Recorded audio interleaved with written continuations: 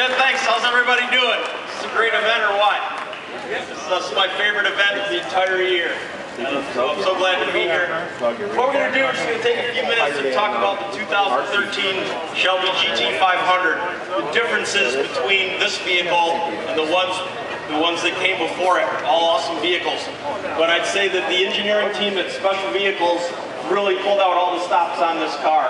And really the biggest differences come now from engine displacement and the change in the type of supercharger that's on it. We've gone from a 5.4 liter engine to a 5.8 liter aluminum block. And then we've switched from to a TVS twin vortices turbo supercharger on this vehicle. This is now making 650 horsepower. That is an incredible amount of horsepower for a production street machine. They've tested it up to 200 miles an hour. The documentation on that. It's an incredible piece of machinery. Some other things that are different on this vehicle.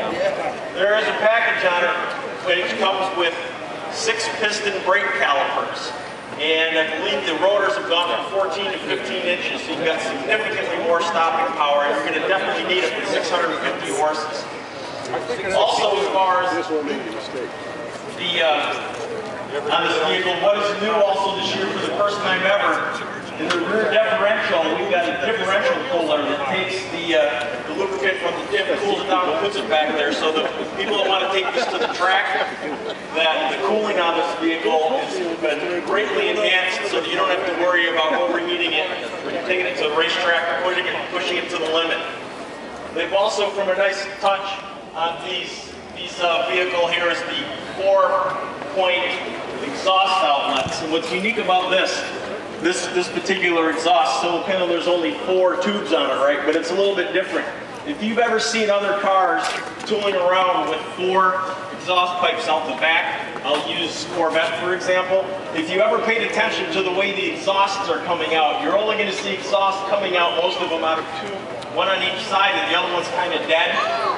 The production engineers took so much time to tune this exhaust that they got it set that when you get the exhaust coming out, you've got equal distribution of the exhaust coming out from all 4 pipes instead of the illusion of having 4, but only 2 of them having most of the back pressure relieved on the back. So those guys really stepped out and pulled out all the stops on this vehicle.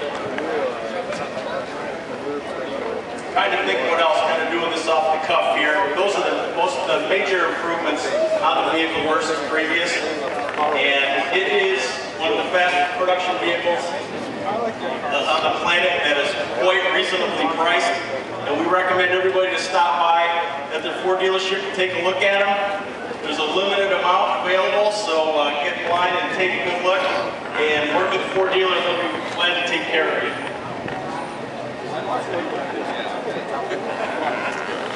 Yeah, we'll start it up.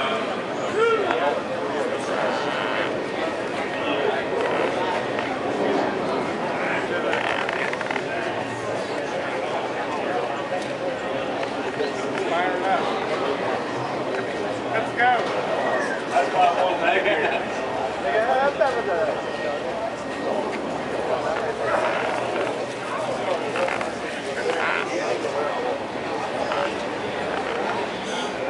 Also, I'm from Ford Racing, and we spend a lot of time trying to make the vehicles that come out of the factory faster and stop quicker and handle better.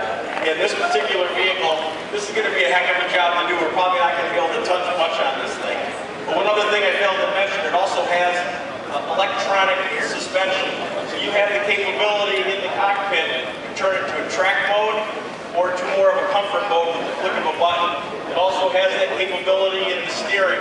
There's 3 different modes in the steering, for sport, a normal setting, and then a real compliant setting if you want to.